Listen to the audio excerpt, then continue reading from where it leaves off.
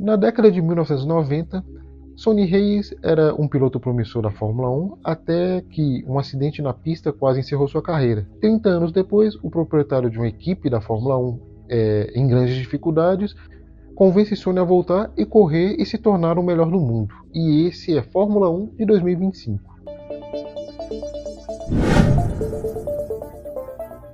Fala pessoal, meu nome é Juan e sejam bem-vindos ao Nerd Cine. Hoje eu vou falar um pouco sobre Fórmula 1, que foi um filme dirigido por Joseph Kosinski, que mostra Sonny Hayes, que era um piloto promissor na Fórmula 1, que acabou sofrendo um acidente no começo da sua carreira e que acabou não se tornando esse grande piloto que todos achavam que ele seria. E com o passar do tempo, ele acabou sendo piloto de vários estilos de corridas diferentes para poder ganhar uns trocados e conseguir assim sobreviver. E um certo dia um antigo amigo que era dono de uma equipe de Fórmula 1, entra em contato com ele e pede ajuda para que ele possa se tornar um dos pilotos da equipe e ajudar a equipe a não falir, porque eles precisavam de pelo menos uma vitória no campeonato para a equipe não ser vendida. E esse filme ele acaba sendo interessante porque ele consegue mostrar essa parte da corrida em si de uma forma muito verossímil. Então, acaba parecendo muito real. E isso é explicado porque eles realmente gravaram várias dessas cenas de corridas reais na pista. Tanto que quando eu estava vendo algumas transmissões da Fórmula 1 no ano passado, várias vezes aparecia lá nos bastidores um box lá com o nome dos personagens e o nome da equipe. E eles acabaram utilizando alguns carros da Fórmula 2 para poder fazer essas filmagens.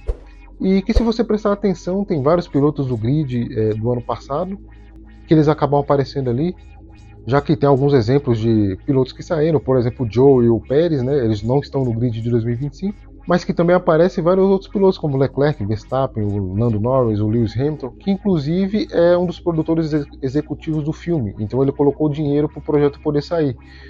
E o Sonny ele fica meio relutante em aceitar o pedido, mas ele acaba aceitando o desafio, então ele chega para fazer esse teste e ele não manjava nada dos carros de Fórmula 1 atuais, já que os carros dos anos 90 eram muito diferentes, mas ele se mostra um cara que se adapta fácil e que consegue mostrar que essa experiência dele nesses outros estilos podiam ajudar e facilitar esse processo.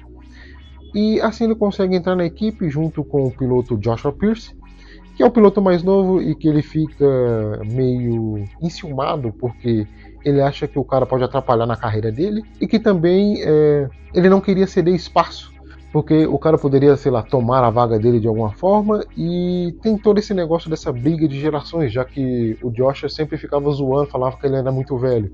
E no primeiro momento parece que tanto o Sonny quanto o Joshua vão ter esse negócio de ficar brigando por causa dessa diferença de geração e de que um quer mostrar mais que o outro, mas acaba que o Sonny ele meio que quer ajudar o amigo dele, o dono da equipe, então ele acaba cedendo a isso e prefere ser meio que um mentor e ajudar o Joshua na corrida dele, porque a intenção da equipe é conseguir pelo menos uma vitória para assim a equipe não ser vendida. E para quem sabe pelo menos o básico de Fórmula 1 sabe que quanto menor a equipe, mais dificuldade ela vai ter, então ela vai tender a ficar no final do grid, então toda ajuda é sempre bem-vinda, né? E que por mais que você tenha uma equipe por trás, mecânicos, engenheiros, estrategistas e os dois pilotos que estão ali em pista, acaba sendo tudo muito individual, então os pilotos não costumam se ajudar tanto. Tem um negócio que eu acho que é muito estranho, porque por mais que os pilotos eles sejam da mesma equipe e eles tendem a ser muito frios uns com os outros, né? Mesmo falando que eles são amigos fora dali. E que a gente até que tá vendo um pouco disso nesse grid de 2025 com a Sauber, né? Já que tem o novato Bortoleto, o Gabriel Bortoleto, que é o único brasileiro no grid, e que ele está tendo uma boa relação com tanto dentro quanto fora de pista com seu companheiro de equipe, que é o alemão Nico Hülkenberg. E eu acho que o drama desse filme ele acaba sendo muito comum, então ele é muito parecido com vários outros filmes de esportes, onde os personagens da equipe eles vão ter algum atrito e que no final eles vão acabar arrumando algo em comum para poder se ajudar e se dar bem. E eu acho que não tem nenhum problema nisso, é um fio narrativo que é colocado ali para poder fazer a trama andar. Mas aonde o filme ele salta os olhos mesmo e consegue ser muito interessante é nas partes da corrida em si. Porque, como eu falei, ele foi gravado nas pistas, então ele tem várias câmeras que simulam ali o que acontece numa transmissão de verdade. E também tem várias cenas mostrando ali a velocidade dentro do carro, a câmera do cockpit, e essas coisas são muito legais. E ele tem de fazer essas coisas de estratégia e das brigas de equipe muito próximo do que acontece na realidade. Mas ao mesmo tempo ele também toma algumas liberdades criativas de coisas que provavelmente não aconteceria de verdade. Logo na primeira corrida, o Sony ele faz uma tramóia ali que ele fala que ele não estava conseguindo ligar o carro para dar a volta de aquecimento e aquecer os pneus, sendo que na verdade ele só estava fingindo e ele meio que faz um esquema ali para que todo mundo desse a volta e se posicionar no grid, e ele, demorando esse tempo, ele conseguiria dar a volta depois e ficar com os pneus aquecidos por mais tempo, enquanto os outros estavam esperando ele já perfilados no grid. E isso aí de verdade, provavelmente, o que iria acontecer era ele levar uma punição e ter mais uma volta de aquecimento.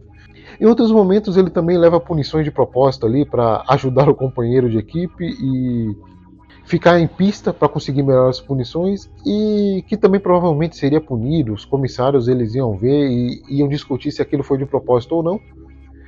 Mas eu acho que isso acaba sendo interessante porque isso mostra que a experiência dele consegue ajudar a equipe, ele consegue ser espertão para fazer essas tramóias ali. E uma coisa que eu acho ruim desse filme é que ele tem mais de 2 horas e 20, e que para mim claramente não precisava disso tudo, porque tem um negócio de colocar um par romântico pro protagonista ali, e que isso toma muito tempo em tela e que para mim não é nem um pouco relevante, muito menos interessante. Parece que é aquele tipo de coisa que o estúdio ele fala e obriga e fala que precisa colocar um par romântico pro protagonista para ajudar a vender o filme. E acho que se eles tivessem focado nas corridas e nessa parte, nesse drama deles conseguirem essa vitória, para mim seria muito mais legal. Mas no geral, Fórmula 1 ele é um filme que se propõe a ser bem verossímil, e ele consegue fazer isso até certo ponto, onde ele acerta muito nessa parte de corrida, de trazer esses cenários reais e colocar os pilotos principais da Fórmula 1 como easter eggs ali, e que também acaba sendo interessante de trazer mais sobre essa categoria, né? Já que eles não costumam fazer muitos filmes sobre a Fórmula 1, já que nos Estados Unidos a NASCAR e a Fórmula Indy elas são bem mais fortes. E também ele consegue ter uma direção muito bem feita, principalmente nessas cenas de ação, e que por mais que ele tenha esse drama que seja mais simplificado, ele consegue ser muito melhor do que vários outros filmes de corrida que são lançados por aí. Exemplo disso é aquele filme do Gran Turismo, que eu assisti recentemente e não lembro de mais nada. Mas essa é só a minha opinião. E aí, você gosta de filmes esportivos, curte Fórmula 1 ou prefere outras categorias automobilísticas? Deixa aí nos comentários. E se você gostou desse vídeo, eu vou pedir para deixar o seu like, se inscrever no canal e seguir a Nerdcine nas redes sociais. Até a próxima aí, valeu!